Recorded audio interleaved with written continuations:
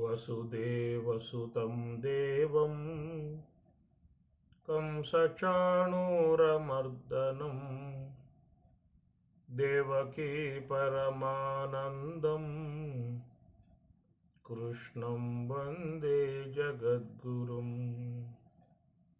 కృష్ణం వందే జగద్గురుం లలితస్కందము కృష్ణమూలము సుఖాలాపాభిరామంబు మంజులతా శోభితమున్ సువర్ణసుమనస్సుజ్ఞేయమున్ సుందరోజ్వల వృత్తంబు మహాఫలంబు విమల వ్యాసాలవాలంబునై వెలయు భాగవతాఖ్యకల్పతరు ఉర్విన్ సద్విజశ్రేయమై భాగవతము తెలిసి పలుకుట చిత్రంబు శూలికైన దమ్మె శూలికైన విబుధవరుల వలన విన్నంత కన్నంత తెలిసి వచ్చినంత తేటపరతు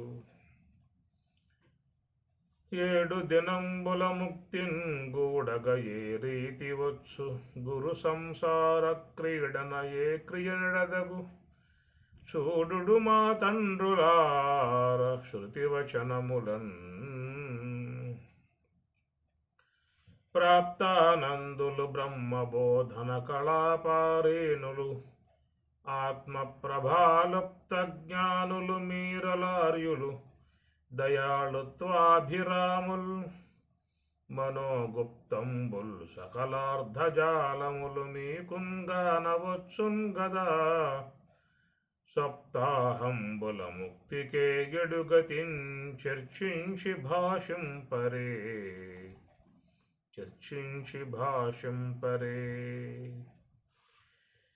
అని ఉత్తరానందనుండారిన వచనంబులకు మునులందరూ ప్రత్యుత్తరంబు విమర్శించునడ దైవయోగంబునా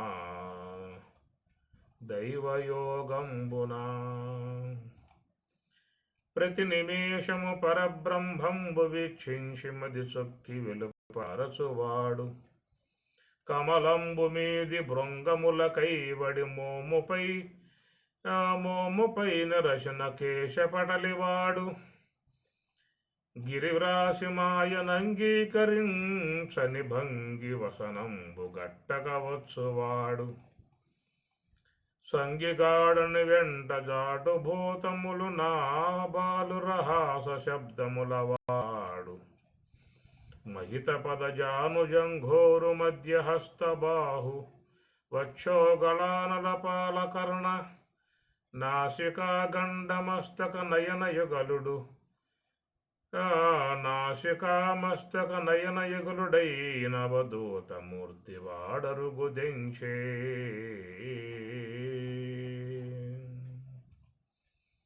ఈ ప్రకారముగా పరీక్షణ మహారాజు జిజ్ఞాస గలవాడై సప్తాహంబుల ముక్తికి గడిగతిని చర్చించి భాషింపరే అని ఈ విధంగా మునులను ప్రాధేయపడుతూ ఉన్నాడు. ఆయన నాకు ఉన్నటువంటి ఆయువు కొద్దిలో లేక వారం అయితే మనం ఉండే అవకాశాలు లేవు. విశ్వంలోకి ఆకారం లేదేక, విశ్వంలో ఈ ఆకారం లేదు, ఈ భౌతికాయం లేదేక. కాబట్టి ఈ దేహం పరిచర్జన కాకముందే, దేహమును జడబడకముందే మోక్షం అనేటువంటి దాన్ని సంపాదించుకోవాల్సి ఉంటుంది. ప్రాక్ శరీర విమోక్షణాత్ స్వామి చెప్పినట్లుగా మరి అలాంటి ఆ జిజ్ఞాస మోక్షత్వం అనేటువంటిది ఉండాలి. ముఖ్యంగా అది రావాలి. దాన్ని వైరాగ్యము అంటారు, ముముక్షత్వం అంటారు, జిజ్ఞాస అని చెప్పని అంటారు. అది కూడా తీవ్రంగా అనేటువంటిది కూడా రావాల్సి ఉంటుంది. జగతి నారారు తత్వములకు అవ్వలనున్న తత్వంబు ఎవ్వడెరుగు శివుడు గురు రూపమున వచ్చి చెప్పకున్న నవ్యతర భోగి శ్రీ సదానందయోగి అని అన్నాడు మహానుభావుడు. జగతి నారారు తత్వములకు 36 తత్వాలు ఉన్నాయట మనలో. జగతి నారారు తత్వములకు అవ్వలనన్న తత్వంబు ఎవ్వడెరుగు. ఆ స్వరూపం అనేటువంటిది ఎవరికి తెలుస్తుంది? గురుడు శివుడు గురు రూపమున వచ్చి చెప్పకున్నా. ఆ జిజ్ఞాస ఉండాలి, వైరాగ్యం మోక్షత్వం ఉండాలి.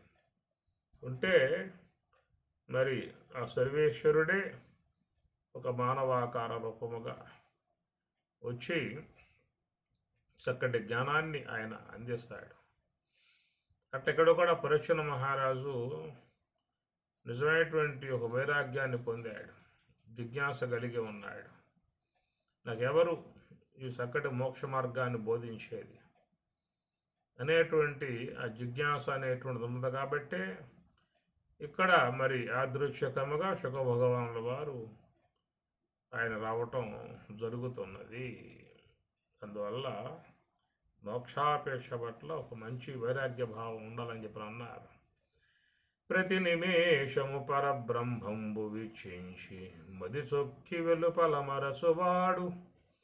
ఎలాంటి వాడు ఈ శుక భగవానుడు అని చెప్పనంటే, ప్రతి నిమేషము అనుక్షణం బ్రహ్మమును అవలోకన చేస్తూ ఉండేటువంటి అవధూత. ఒక్కసారి కనుక బ్రహ్మము యొక్క ఆనందాన్ని పొందిందా అని చెప్పనంటే మనస్సట అది రాదు అన్నారు. ఒక్కసారి బెల్లం యొక్క రుచి చూసిందా అంటే క్షేమ పదే పదే ఆ క్షేమ బెల్లాన్నే పట్టుకుని అల్లాడుతూ ఉంటుంది. ఆ ప్రకారంగా మనస్సు అనేది కూడా నిరంతరంగా ఆనందం కోసం పరితపిస్తూ ఉన్నది. ప్రతి ఒక్క మానవుని మనస్సు ఆనందాన్ని ఉద్దేశించే అది తారాట్లాడుతూ ఉంది, పరుగులు చేస్తూ ఉన్నది. దాంట్లో ఆనందం ఉందా, దీంట్లో ఆనందం ఉందా, దీంట్లో ఆనందం ఉందా, ఇది పొందితే ఆనందమా అనేటువంటి ఆనందాపేక్షతో ఈ మనస్సు అనేది నిరంతర అన్వేషణ. అది మరి ఆ ప్రకారంగా ఆనందాపేక్ష కలిగి ఉన్నటువంటి మనస్సు ఒక్కసారిగా మరి బ్రహ్మము యొక్క అవలోకన చేసిందా అంటే ఇక అది పదే ఇక ఆ వైపుకే పోతుంది. ఇక మనస్సు ఆడకే పోతుంది. అట్లా శుకుడు కూడా ప్రతి నిమేషము పరబ్రహ్మంబు వీక్షించి మది చొక్కి వెలుపల మరచువాడు. కమలంబు మీది భృంగముల కైవడి మోముపై రచన కేశపటలివాడు. శుకుని గురించి ఇక్కడ చక్కగా అందిస్తూ ఉన్నారు. గిరివ్రాసి మాయనంగీకరించని భంగి వసనంబు గట్టక వచ్చువాడు. మాయను కూడా శాసిస్తాడట. సంగిగాడని వెంట జాటు భూతములు నా బాలురహాస శబ్దములవాడు. ఈ ప్రకారంగా నిరంతరముగా బ్రహ్మముని అవలోకన చేస్తూ బ్రహ్మతత్వ అవలోకన శీలిస్తూ ఉన్నటువంటి శుకుడు మరి ఆ విధంగా మహానుభావుడు రావటంతో పరమానంద భరితుడై బెర్రితనము మాని విజ్ఞానమూర్తి అయి బ్రహ్మభావమునను పర్యటింప బిర్రియంచుచుకుని వెంటనే తెంతురు వెలదురర్భకులును బిర్రులగుచు. పాలము నేలమోపి భయభక్తులతోడ నమస్కరించి భూపాలకులోత్తముండు కరపద్మములన్ముకులించి నేడు నా పాలిటి భాగ్యమెట్టిదియో పావనమూర్తివి పుణ్యకీర్తివి. ఈ వేలకు నీవు వచ్చితివి వివేకభూషణ దివ్య భాషణ. ఆ ప్రకారంగా బ్రహ్మర్షి శుక భగవానుల వారు రావటంతో పరీక్షణ మహారాజుల వారు లేచి ఎదురేగి వచ్చేటువంటి శుక భగవానుల వారి పాదాలకు తన నుదురు సోకున్నట్లుగా ఆయించి నమస్కారం చేశాడు. పాలము నేలమోపి భయభక్తులతోడ నమస్కరించి, పాలభాగం అంటే నుదురు, నేల మోపి ఒక్కసారిగా వంగి నమస్కరించి భయభక్తులతోడ నమస్కరించి భూపాలకులోత్తముండు కరపద్మములన్ ముకుళించి, రెండు చేతులు కూడా ఎంతో భక్తి భావనతో వినయపూర్వకముగా వినమ్రుడై రెండు చేతులు కూడా జోడించి బ్రహ్మజ్ఞానికి మనస్ఫూర్తిగా నమస్కారం చేస్తూ ఉన్నటువంటి విధానము. పద్మములన్ ముకులించి నేడు నా పాలిటి భాగ్యమెట్టిదియో, జిజ్ఞాస కలిగి ఉన్నటువంటి వాడనై, ముముక్షత్వం పొంది ఉన్నటువంటి వాడనై, మరణానికి దగ్గర పడ్డటువంటి వాడనై ఉన్నటువంటి నాలో ఉన్న అపేక్షను గమనించి సాక్షాత్ సర్వేశ్వరుడే ఈ రూపకముగా వచ్చాడా అన్నట్లుగా, నేడు నా పాలిటి భాగ్యమెట్టిదియో పావనమూర్తివి పుణ్యకీర్తివి. పావనమూర్తి నిరంతరముగా తత్వమునందు ఉండు మరి తత్వజ్ఞానిగా ఉన్నటువంటి అవధూతమూర్తి, పుణ్యకీర్తివి, ఈ వేళకు నీవు వచ్చితీవి వివేక భూషణ దివ్య భాషణ. ఈ ప్రకారముగా మరి శుక భగవానుల వారు వేతించగా వారు భక్తిపూర్వక నమస్కరించి వారిని వేడుకోవటంతో మరి ఆయన యొక్క జిజ్ఞాస ఏ యొక్క భగవతత్వాన్ని వినాలనేటువంటి అపేక్ష ఉన్నదో అటు అపేక్షను అనుసరించి శుకుడు మరి భాగవత కథాంశాన్ని అందించటం జరుగుతుంది. ఈ ప్రకారముగా ఒక అవధూతమూర్తిగా ఉన్నటువంటి శుకుడు, బ్రహ్మజ్ఞానిగా ఉన్న శుకుడు బోధించినటువంటి అంశమే భాగవతం. అనేకమైనటువంటి అంశాలుగా తాత్వికము భక్తి భావన పునికసలాడుతూ సర్వమానవాళిని ఆనందింపజేసే విధానముగా, తరింపజేసే విధానముగా, తత్వజ్ఞులుగా మార్చే విధానముగా ఉన్నటువంటి భాగాన్ని ఆయన గారు అందించేటువంటిది భాగవతము. దాంట్లో సప్తమ స్కందమునందు మనం ప్రస్తుతం ప్రయాణం చేస్తూ ఉన్నటువంటి పరిస్థితి.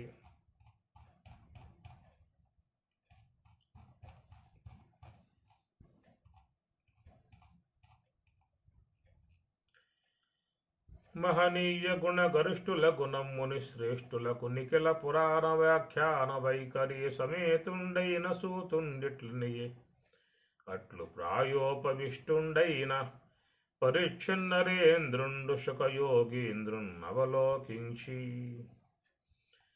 సర్వభూతములకు సముడు నెచ్చెలి ప్రియుండైన వైకుంఠుడు అనంతుడు ఆడ్యుడు ఇంద్రుని కొరకు దైత్యేంద్రుల నేటికి విషముని కైవడి వెదకి సంపే, నసురుల సంపంగ నమరుల చేతన కయ్యడి లాభమెంతైన గలదే నిర్వాణనాదుండు నిర్గుణుండగు తన కసురులాలని భయంబు బగయు కలుగ నేరదట్టి గనుడు దైత్యుల దంపి సురులగా సుసునికి సోద్యమనుసు సంశయంబు నాకు జనయించముని నాద ప్రజ్ఞ మెరసి తెలియబలుకవయ్యా అని పరీక్షణ మహారాజు విన్నవించుకుంటూ ఉన్నాడు. సర్వభూతములకు సముడు నెచ్చెలి ప్రియుండైన వైకుంఠుడు అనంతుడు ఆడ్యుడు, సర్వభూతములకు సముడు భగవంతుడు, సమస్త భూతములకైన సమానమైనటువంటి ఒక భావనతో ఉండేటువంటి వాడు. నెచ్చెలి ప్రియుండైన వైకుంఠుడు అనంతుడు ఆడ్యుడు, అనంతుడు అనంత వ్యాపకత్వం కలిగి ఉన్నటువంటి స్వరూపం సాక్షాత్తు బ్రహ్మమే. అంటే ఆ బ్రహ్మమునందు ఒక సాకారమూర్తిగా దేవతలని భావించే విధానం మహాత్ములు చేస్తూ ఉంటారు. అన్ని రూపాలు ఆ బ్రహ్మము యొక్క అధీనంలో ఉన్నటువంటి విశేషముగా ఉన్నటువంటి ఉపాధులు దేవతోపాధులు. సాత్విక విధానం కలిగి దైవీ సంపత్తి కలిగి ఉన్నటువంటి రూపాలు. మరి అందరూ కూడా బ్రహ్మమే. నువ్వు ఎట్లా బ్రహ్మమో వాళ్ళు కూడా బ్రహ్మం. అంతా సర్వం బ్రహ్మమయం అనేటువంటి భావన. ఆ భావన మరి రాగలగాలి. సర్వాత్మనా భావన, సమస్త జీవులలో ఉన్నటువంటి స్వరూపం ఒకటే అనేటువంటి విధానము. మరి ఈ ప్రకారముగా ఉన్నటువంటి సర్వేశ్వరుడు దేవతల యందు ఒక మంచి భావన, రాక్షసుల యందు ద్వేష భావన వాళ్ళని నిరంతరంగా చంపటము, దేవతలను కాపాడటము ఇవన్నీ కూడా చేస్తూ ఉన్నాడు కదా. దీని వలన ఆయన కలిగేటువంటి యొక్క ప్రయోజనం ఏమిటి అనేటువంటి విషయముగా ఆయన సందేహం కలిగి అడుగుతూ ఉన్నాడు. అయితే భగవంతుడు సమస్త జీవుల పట్ల సమత్వం కలిగి ఉన్నప్పటికీ కూడా మరి సాత్వికులుగా ఉన్నటువంటి వారికి ఇబ్బంది కలిగినట్లయితే వారిని దండించటం, మరి దేవతలుగా ఉన్నటువంటి వారి విధానము. యదా యదా హి ధర్మస్య గ్లానిర్భవతి భారత అభ్యుత్థానం అధర్మస్య తదాత్మానం సృజామ్యహం పరిత్రాణాయ సాధూనాం అని చెప్పన్నట్లుగా సాధువుల్ని పరిత్రాణాయ కాపాడటానికి, దుష్కార్యములు చేసేటువంటి శిక్షించటానికి సంభవామి యుగే యుగే అన్నారు. ఆ ప్రకారముగా సర్వేశ్వరుడు లోకాలను కాపాడటానికి ఆయా సందర్భాలలో ఆయన ఈ యొక్క విషయంలోకి వస్తూ ఉంటాడు, సాకారమూర్తిగా వస్తూ ఉంటాడు. మరి మునులు సాధువులు లాంటి వాళ్ళని కాపాడటము, దుష్టులను శిక్షించటం లాంటి విధానముగా ఈ విశ్వాన్ని ఇప్పుడు సమర్శన చేసే విధానముగా స్వామివారు ఉండేటువంటి విధానము. నీ సంప్రశ్నము వర్ణనీయము గదా నిక్కంబు రాజేంద్ర, లక్ష్మీ సంభావ్యుని సచ్చరిత్రము మహాచిత్రంబు చింతింప, తద్దాసాఖ్యానములొప్పు విష్ణు శరణ ధ్యాన ప్రధానంబులై, శ్రీ సంధానములై మునీశ్వర వశో జయగీయమానంబులై, నీ సంప్రశ్నంబు వర్ణనీయము గదా నిక్కంబు రాజేంద్ర, లక్ష్మీ సంభావ్యుని సచ్చరిత్రము మహాచిత్రంబు చింతింప, తద్దాసాఖ్యానములొప్పు విష్ణు శరణ ధ్యాన ప్రధానంబులై. అయా, నువ్వు వేసిన ప్రశ్న చాలా గొప్పది. సర్వేశ్వరుని యొక్క లీలా విధానం ఏదున్నదో అవన్నీ కూడా తెలుసుకోవడానికి అవకాశముగా ఉండేట్లుగా నువ్వు అడిగినటువంటి ప్రశ్న చాలా గొప్పది. చిత్రంబులు త్రైలోక్య పవిత్రంబులు భవలతాల విత్రంబులు సంమిత్రంబులు మునిజన వన చైత్రంబులు విష్ణుదేవు చారిత్రంబుల్. చిత్రంబులు త్రైలోక్య పవిత్రంబులు, భగవంతుని విషయాలు నిరంతరముగా శ్రవణం చేసేటువంటి వారికి త్రైలోక్య పవిత్రంబులు, ముల్లోకాలను కూడా పావనం చేసేటువంటి విధానమే భగవంతుని కథాంశములు. భక్తి భావనతో సర్వేశ్వరుణ్ణి స్మరించినా కానీ మనసులో ఉన్న సకల పాపాలు, సకల దోషాలు తొలగిపోయేటువంటి అవకాశం ఉంటుంది. అందువల్ల సచ్చరిత్రంబులు మనసును పావనం చేసేటువంటివి.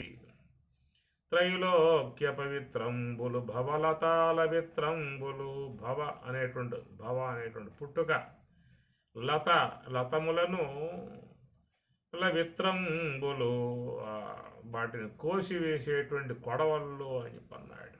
ఈ భవలత, ఈ భవ అనేటువంటి లతలు బాగా చుట్టుకుపోయి జీవులను అనేక భవసాగరాల్లో పడవేస్తున్నటువంటి వాటను తెంచేటువంటి చక్కటి కథాంశములు. సన్మిత్రంబులు మునిజన వన చైత్రంబులు, సకల మునుల యొక్క హృదయాలను పవిత్రపరిచేటువంటివి విష్ణుదేవు చారిత్రంబుల్.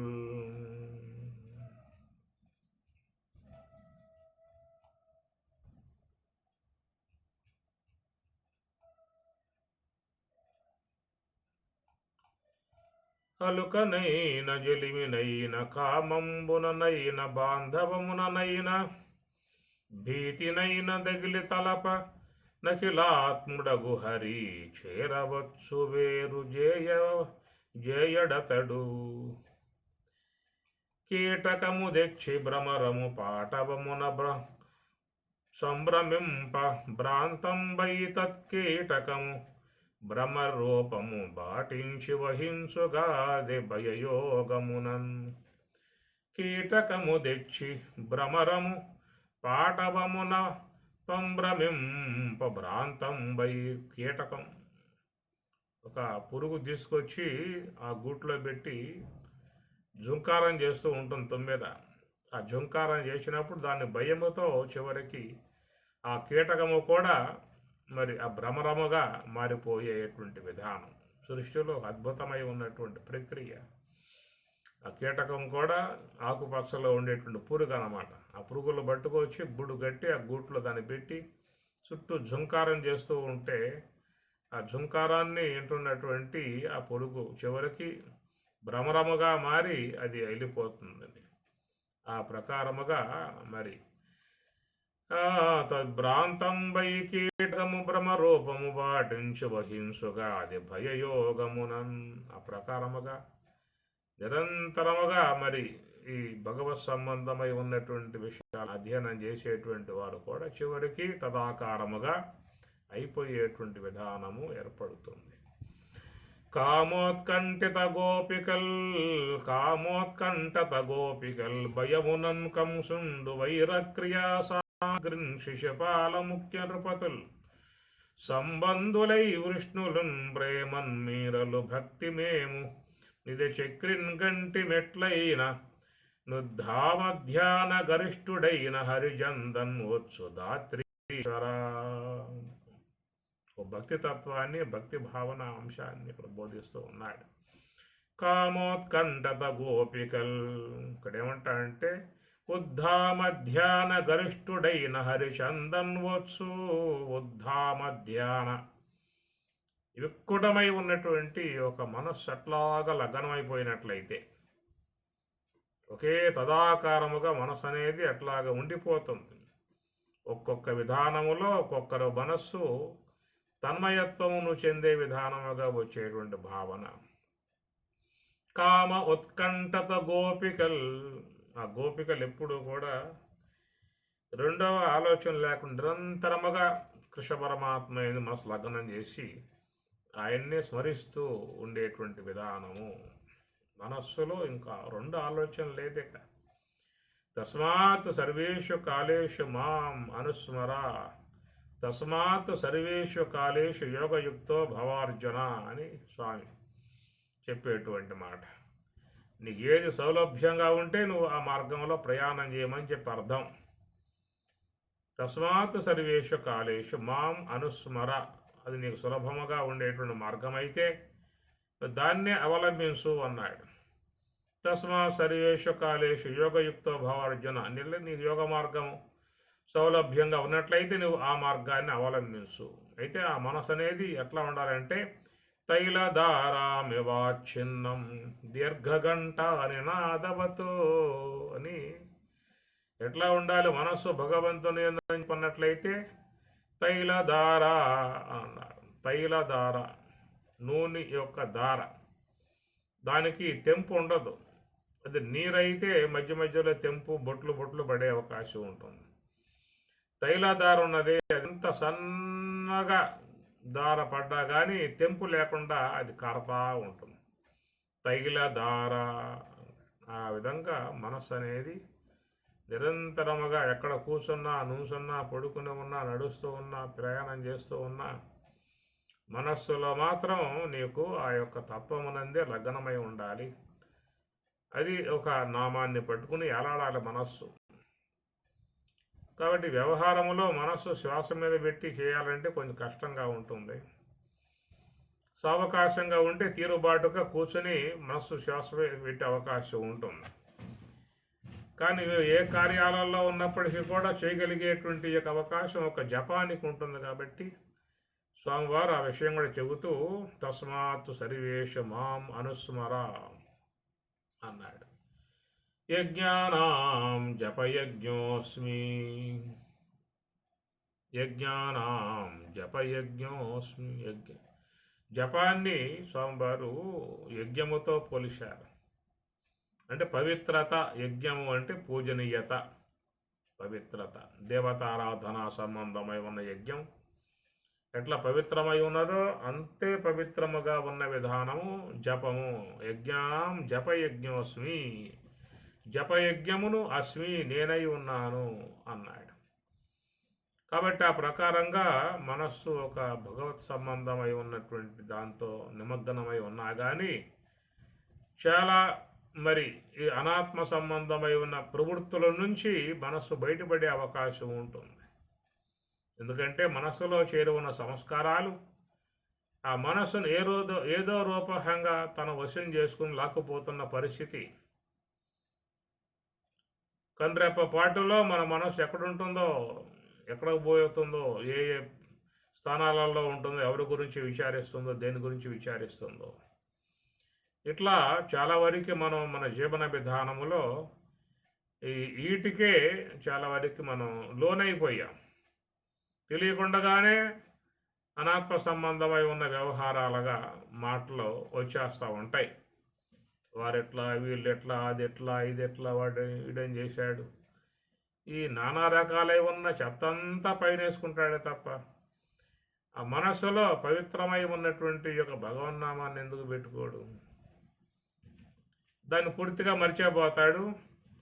ఇక లోకం యొక్క సంబంధమైన వ్యవహారాలు చాలా వరకు వీటి గురించే ఎక్కువగా వ్యక్తి తన ఆలోచనలను కొనసాగించుకుంటూ సమయమంతా కూడా పాడు చేసుకోవటం జరుగుతూ ఉన్నది. కాబట్టి ఇక్కడ చెప్పేటువంటి మాట ఉద్ధామధ్యాన గరిష్ఠుడైన, ఉద్ధామధ్యాన అంటే బాగా మిక్కుటమై ఉన్నటువంటి ధ్యానం అనే అంశం మీద ఇక్కడ చెప్పుకొస్తూ ఉన్నాడు. ఎట్లాంటి వాళ్ళలో ఇక్కడ చూపిస్తూ ఉన్నాడు. కామోత్కంఠత గోపికల్, ముందుగా గోపికలను తీసుకున్నాడు. ఇక వాళ్ళు రెండవ విషయం లేదు, ఇక నిరంతరముగా హే కృష్ణ కృష్ణ కృష్ణ కృష్ణ కృష్ణ అనేటువంటి. ఎందుకంటే కామ ఉత్కంఠ, కామ అంటే ఆయన్ని పొందాలి, ఆయన్ని చేరుకోవాలి, ఆయనతో ఉండాలి, ఆయనతో మాట్లాడాలి, ఆయనతో చక్కగా విశ్రమించాలి. ఇది వాళ్ళ మనస్సులలో ఉన్నటువంటి విధానం. కనుక ఎవరి పట్ల మనకు బాగా ప్రగాఢముగా మనస్సు నాటుకుపోయి ఉంటుందో పదే పదే పదే వాళ్ళే జ్ఞాపకం వచ్చే అవకాశం ఉంటుంది. అది ఎలాంటిది అని చెప్పిన పక్కన చెబుతూ ఉన్నాడు. భయము నన్ను కంసుండు, వాళ్ళ కామ ఉత్కంఠత గోపికలు, వాళ్ళకు ఉన్నటువంటి భావం ఒక కామభావం అన్నారు. కృష్ణుణ్ణే పొందాలి, కృష్ణుణ్ణే సేవించాలి, ఆయనతోనే ఆనందించాలి, ఇది వాళ్ళకు ఉన్నటువంటి భావం. ఈ రెండవ వర్గం చూస్తే భయము నన్ను కంసుండు, వాడు మహాభయం. ఎటు నుంచి వస్తాడు, ఎట్లా వస్తాడో, పైన పడతాడు, చంపేస్తాడు అనేటువంటి భయముతో వాడు కృష్ణ కృష్ణ కృష్ణ కృష్ణ వాడు జపం చేస్తూ ఉన్నాడు.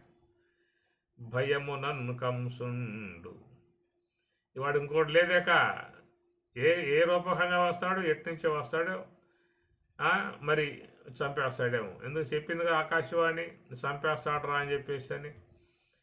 దాంతో మనసు లోపల ఆ భయం అన్నమాట, సావు భయం. సావు భయంతో జపిస్తూ ఉన్న విధానం. సావు భయంతో జపిస్తావో, భక్తి భావంతో జపిస్తావో, కామంతో జపిస్తావో, నీ మనసు ఆ వైపుకు తిరిగి ఉండాలి అంతవరకే. అది అందువల్ల ఈ భయయోగం అనేటువంటి దాంతో కంసుడు కృష్ణుడి యొక్క నామాన్ని జపిస్తూ నిరంతరంగా పడుకొని నిద్రపోయిన కలలో కూడా వాడికి ఆ భయమే, కృష్ణుడి యొక్క నామమే. కంసుండు వైరక్రియా సామగ్రిం శిశుపాల ముఖ్య నృపతుల్, వైరక్రియా సామగ్రిం శిశుపాల, శిశుపాలుడు మొదలైనటువంటి వాళ్ళందరూ కూడా చూసినట్లయితే వాళ్ళు వైరం, కృష్ణుడి మీద వైరముతో ద్వేషముతో ఆయన్ని రా కృష్ణ కృష్ణ కృష్ణ కృష్ణ అని చెప్పని నిరంతరంగా వాళ్ళు జపిస్తూ ఉన్నారు. అంటే ఏదో ప్రగాఢముగా పట్టి ఉన్నటువంటి భావం అండి ఇది.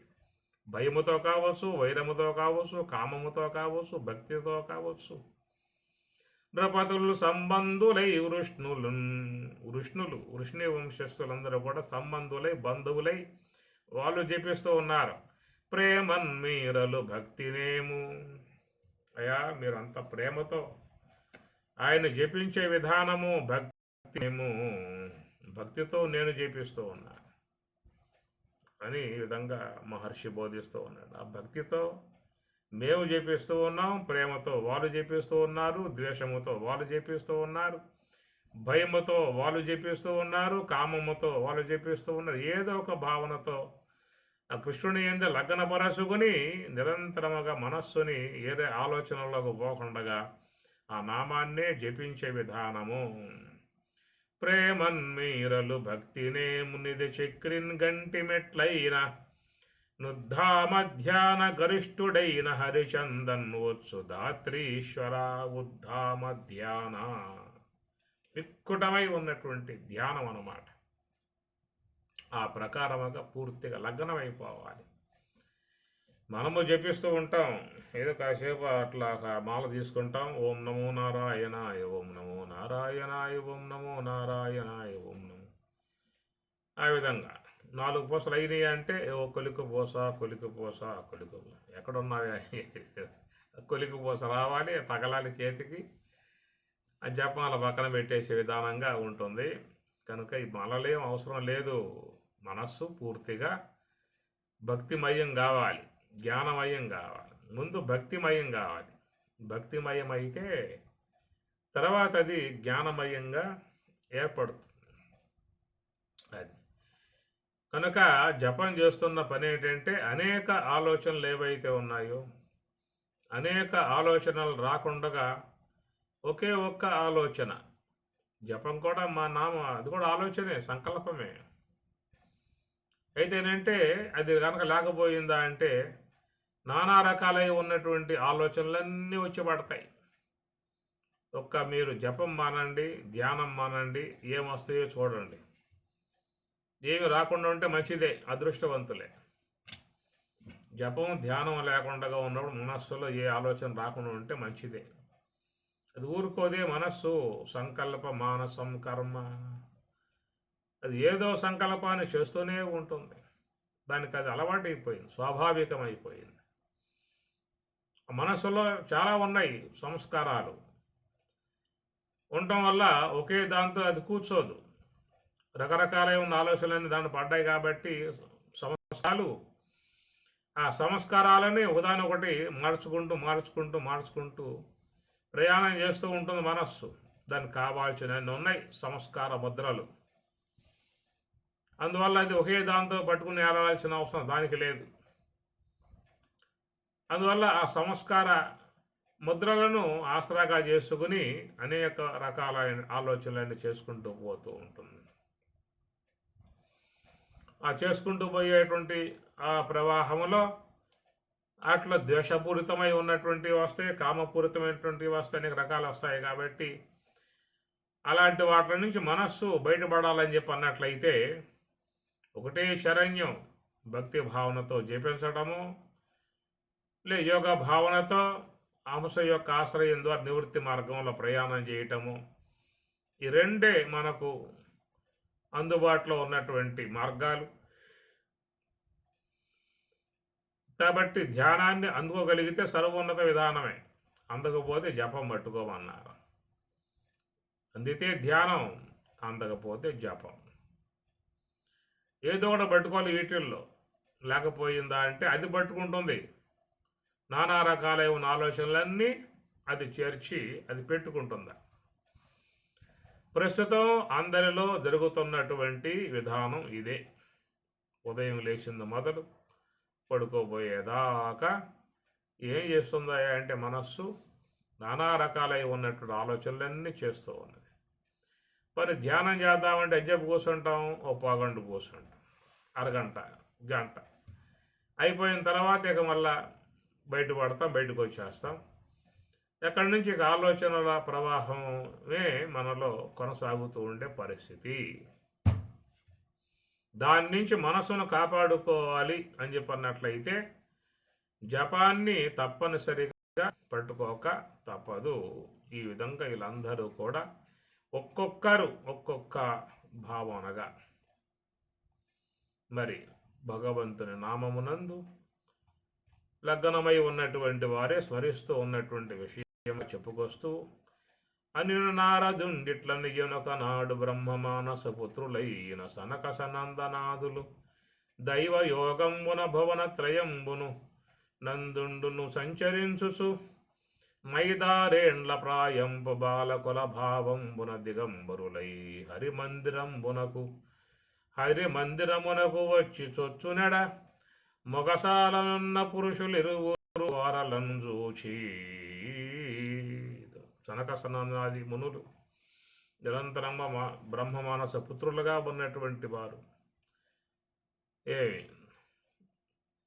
దైవతత్వ భావనతో నిరంతరం సంచరించేటువంటి వారు ఒక రోజున వైకుంఠానికి వేతించి వైకుంఠనాథం దర్శించుకునే ఉద్దేశంతో రాగా మొగసాలనున్న పురుషులిరువురు వారలూచి డెంబకుల నర్గల విశ్రంబకుల రమాదినాద సల్లాప సుఖారంబకుల ముక్తమానస దంబకులం జ్వరనీయక తరిమిరధిపా. డెంబకుల చిన్న వయసులో ఉన్నటువంటి వారు, అనర్గల విశ్రంభకుల రమాదినాద సల్లాప సుఖారంభకుల నిరంతరముగా రమాదినాద సర్వేశ్వరుని ఎందు మనసు పెట్టి ధ్యానం చేసేటువంటి వారు, ముక్తమానస దంబకులం జొరగనీయక తరిమిరధిప. వైకుంఠంలో ప్రవేశింపబోతూ ఉంటే అడ్డు తగిలి వారిని వైకుంఠంలోకి పోనివ్వకుండా వాళ్ళని నిరోధించారు. వారించిన తమకంబున వారింసుక విష నిలువలేక వడిదిట్టిరి దౌవారికుల అసురయోనిన్ అవారితులై పుట్టుడనుసు వసుధాదీశ.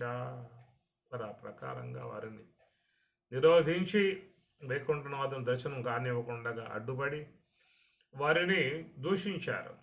వారించిన తమ కంబున వారింసుక నిలువలేక వడి తిట్టిరి. ఒక సందర్భంలో మానవులలో కలిగేటువంటి యొక్క ఆవేశం అది ఎంతవరకు పోతుందని చెప్పనంటే వారు ఎలాంటి వారై ఉన్నారనేటువంటి విచక్షణ జ్ఞానం కూడా లేకుండా ప్రవర్తించేటువంటి పరిస్థితి ఏర్పడుతుంది. మరి ఆ వైకుంఠమునందు ఉన్నటువంటి ద్వారపాలకులుగా ఉన్నటువంటి విజయులు అనేటువంటి వారు వీళ్ళని దూషించారు, నిందించారు. వడి తిట్టిరి దవ్వారికుల నసుర యోనిన్ వాని వారి తొలై పుట్టుడనుసు. ఆ విధంగా వారిని దూషించటం కారణముగా అయ్యా మీలాంటి రజస్సు తమస్సు కలిగి ఉన్నటువంటి యొక్క స్వభావ వారు ఇక్కడ ఉండే అంత అర్హత గలవారు కాదు. కాబట్టి మీరు చేసినటువంటి కార్యానికి మీరు అసుర యోనులో పుట్టండి అని చెప్పేసి వారిని శపించటం జరిగింది. ఆ ప్రకారంగా వాళ్ళు శాపానికి గురై ఇక వారు పదచ్యుతులై పడిపోతూ ఉండగా వారిని ప్రార్థిస్తే నల్ల మునులు కనికరం గల వారై 3 జన్మలలో మీరు వైరులై శ్రీమన్నారాయణునికి వైరులై తిరిగి మరలా వైకుంఠాన్ని చేరుకుంటారని చెప్పేసేసి అని వాళ్ళు అనుగ్రహించిన విధానము.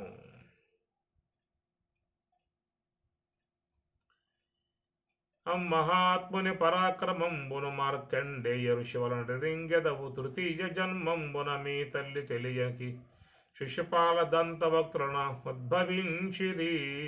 ప్రకారముగా ముని యొక్క శాప కారణముగా మొదటి జన్మలో హిరణ్యాచుడు హిరణ్యకశిపుడుగా, 2వ జన్మలో రావణ కుంభకర్ణాదులుగా, 3వ జన్మలో శిశుపాల దంతభక్తులుగా జనించి శాపము నుండి విముక్తులై తిరిగి మరలా వైకుంఠమునకు వారు చేరిరి అని చెప్పినాడు. వక్రం వింతయు లేకపాయని మహావైరంబునన్ నిత్యజాత క్రోధ స్మరణంబులన్ విదలితోత్పాద సంఘాతులై చక్రచిన్న చిరస్కులై మునివచ శాపావధి ప్రాప్తులై చక్రింజందిరి వారు పార్శ్వశరులై సారోప్య భావంబునన్. వక్రం వింతయు లేకపాయని మహావైరంబునన్.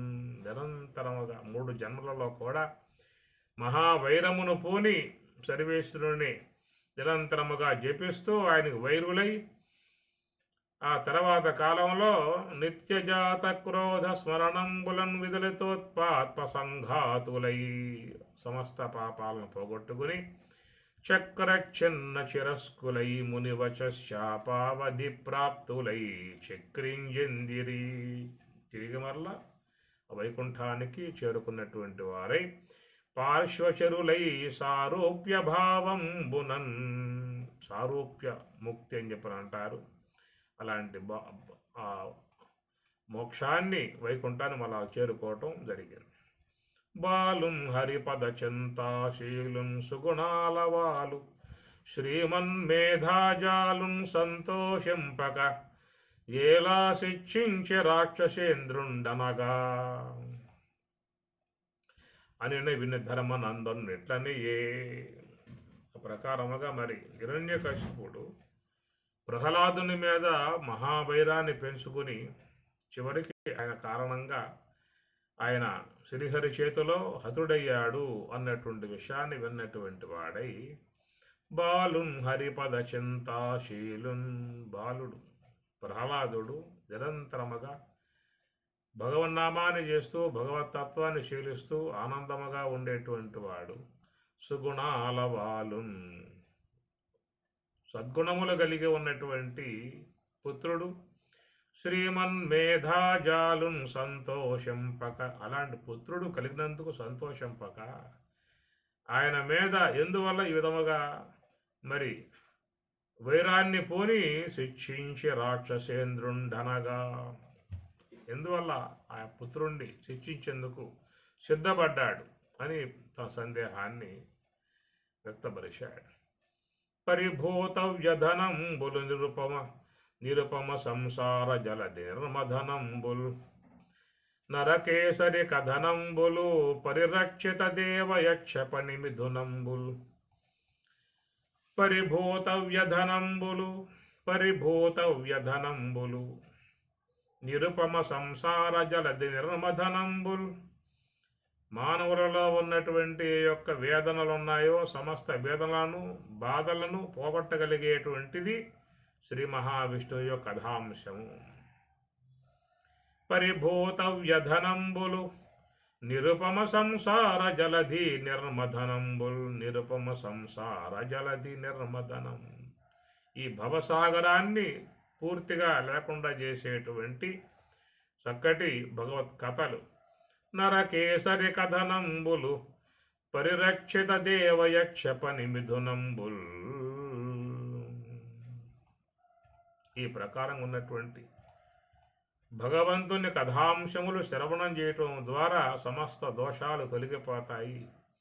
దానివల్ల మనస్సు ప్రసన్నతను పొంది చక్కగా భగవతత్వం నందు ఆనందించే విధానముగా ఉంటుందని చెప్పని అంటూ మునీంద్ర వినిపింపుమని నారదుండిట్లనయే కమలోదరు చేతంతన సహోదరం హతుడయ్యనని విని హిరణ్యకశిపుండు రోష శోకదందహ్యమానమానసుండై మూర్ధిల్లుసు నాభీల దావదహన జ్వాలాకరాలంబులైన విలోకంబున గగనంబునన్ బొగలెగయ నిరీక్షించుచు. హిరణ్యకశిపుడు హిరణ్యాక్షుడు అనేటువంటి వాళ్ళు ఇద్దరు. వారిలో పెద్ద అతను హిరణ్యాక్షుడు. మరి ఆయన వరాహ అవతారముగా శ్రీమన్నారాయణుడు హిరణ్యాక్షుడిని సంహరించాడు. ఆ వార్త విన్నటువంటి హిరణ్యకశిపుడు ఒక్కసారిగా క్రోధోద్భుతుడై ఈ ప్రకారంగా అంటూ ఉన్నాడు. సభా మండపంబు నిలువంబడి త్రిమస్తక త్రిలోచన శకుని శంబర శతబాహు నముషి హయగ్రీవ పులోమ విచిత్ర చిత్రముకులైన దైత్యదానములను అవలోకించి ఇట్లనియే నాకుందమ్ముడు నీకు నెచ్చిలి రణన్యాయైక దక్షుండు బాహా కుంఠీకృత దేవయచ్చుడు హిరణ్యాక్షుండు వానిన్ మహాసౌకర్యాంగము దాల్చి దానవ వధూ సౌకర్యములున్ నీరుగా వైకుంఠుండు వధించిపోయినట ఈ వార్తా స్థితిన్ వింటిరే. నాకుందమ్ముడు నీకు మెచ్చెలి, నాకు తమ్ముడు, మీకందరికీ కూడా స్నేహితుడు. రణన్యాయైక దక్షుండు, యుద్ధరంగమునందు చక్కగా పోరాడగలిగేటువంటి పరాక్రమశాలి. బాహాకుంఠీకృత దేవయక్షుడు హిరణ్యాక్షుండు వానిన్ మహాసౌకర్యాంగము దాల్చి, అలాంటి మా తమ్ముణ్ణి మహాసౌకర్యాంగంబు దాల్చి అనగా శోకర రూపముగా వచ్చి దానవ వధూ సౌకర్యములు నీరుగా వైకుంఠుండు వధించిపోయెనట. ఆ ప్రకారంగా హిరణ్యాక్షుణ్ణి సంపిపోయినటువంటి విధానము ఈ వార్తాస్థితిని వింటిరే అని తన సభాముఖముగా అందరితో మాట్లాడుతూ ఉన్నాడు.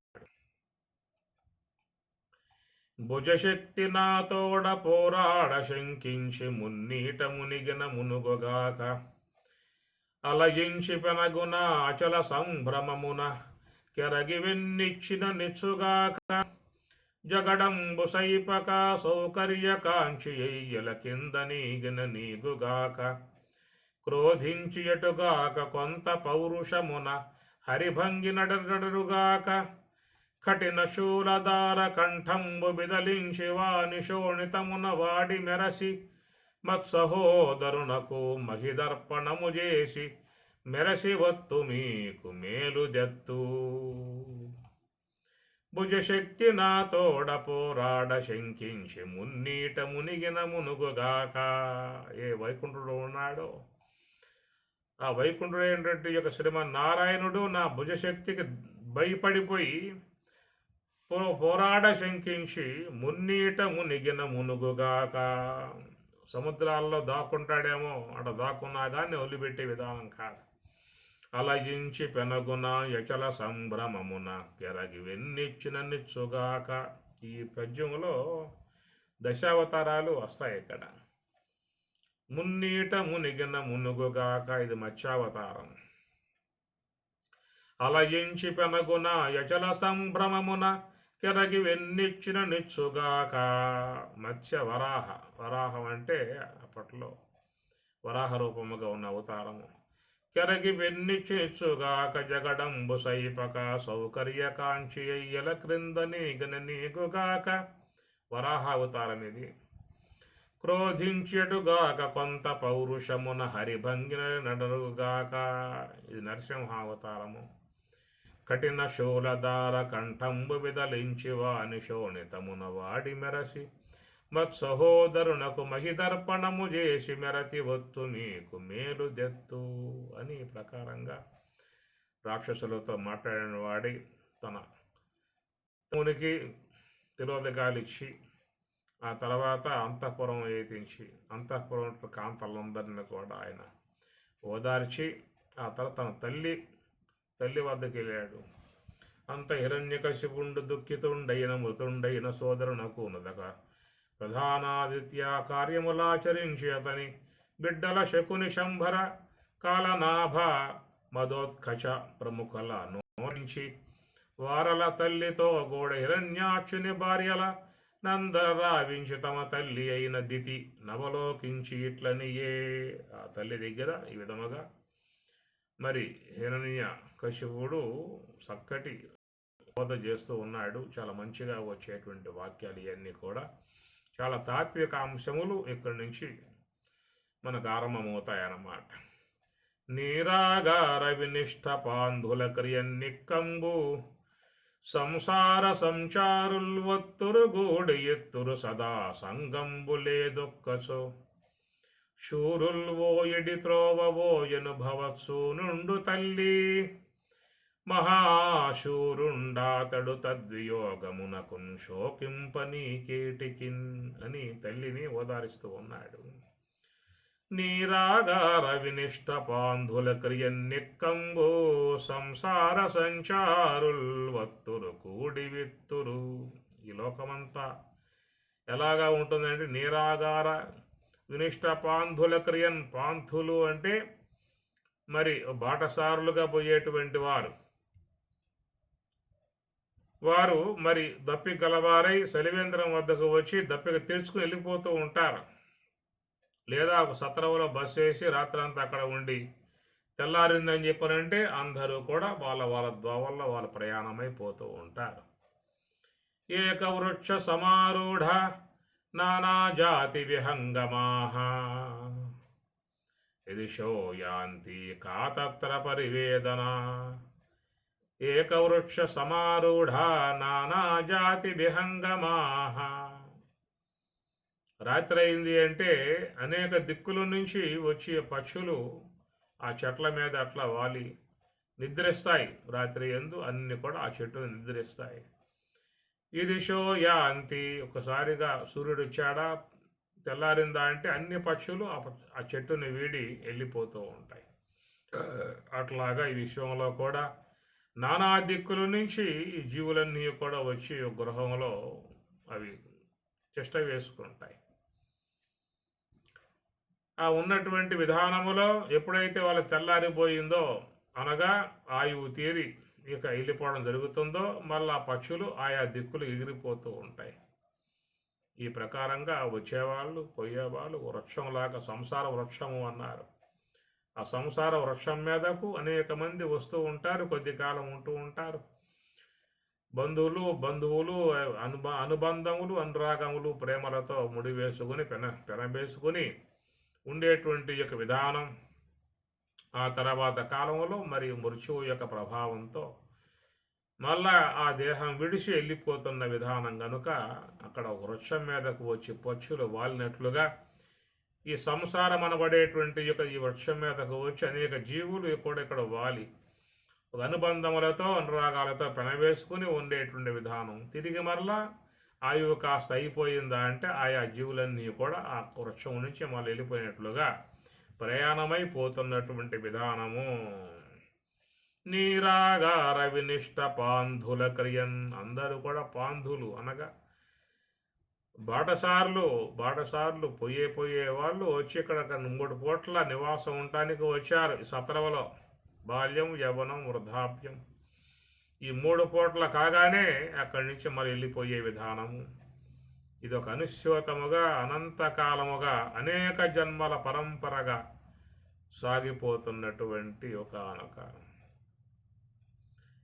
ఈ ప్రయాణములో ఎంతమందితో బంధుత్వములు, ఎంతమందికి భార్యలు, ఎంతమందికి భర్తలుగా, ఎంతమందికి బిడ్డలుగా, ఎంతమందికి మామలుగా, ఎంతమంది తోబుట్టువులుగా అనేక పాత్రలను పోషిస్తూ ఈ జీవుడు సాగిపోతున్నటువంటి విధానము. ఎవ్వరెవ్వరివాడు ఈ జీవుడు, ఎవ్వరికి ఏమౌను ఈ జీవుడు, ఎందరికి తోబుట్టుడి జీవుడు అన్నమాచార్ల వారు. నీరాగార వినిష్ట పాంధుల క్రియన్నిక్కంబు సంసార సంచారుల్ వత్తురు కూడి ఎత్తురు సదా సంగంబు లేదొక్కచో. సదా సంగంబు కొద్ది కాలం ఉంటారంతే, ఆ తర్వాత వెళ్ళిపోతారు. మరి కొత్త వాళ్ళు వస్తూ ఉంటారు, పాత వాళ్ళు పోతూ ఉంటారు, కొత్త వాళ్ళు వస్తూ ఉంటారు. ఈ కుటుంబాల్లో సాగిపోయేటువంటి విధానమే. ఎన్ని తరాలు ఆ కుటుంబంలో వెళ్ళిపోయాయో, ఎన్ని తరాలు వాళ్ళు రానున్నాయో అది ఒక ప్రవాహముగా పోయేటువంటి విధానము. అందువల్ల ఈ మోహములో మునిగి ఉన్నటువంటి మానవులు ఈ రాకపోకలు గమనించలేరు. ఈ నాటక రంగంలో మునిగిపోయి ఆయువుని క్షీణింపజేసుకుని తిరిగి మరల మృత్యుగుహలోకి ప్రవేశిస్తున్నటువంటి పరిస్థితి అన్నాడు. త్రోవబోయడు భవస్సు నుండు తల్లి మహాశూరుండాతడు తద్వియోగమునకున్ శోకింపనీకేటికిన్ అని ఇక్కడి నుంచి చాలా తాత్విక సంబంధమై ఉన్నటువంటి అంశాలు భాగవతం మనకి సప్తమ స్కందంలో బాగా వస్తాయి.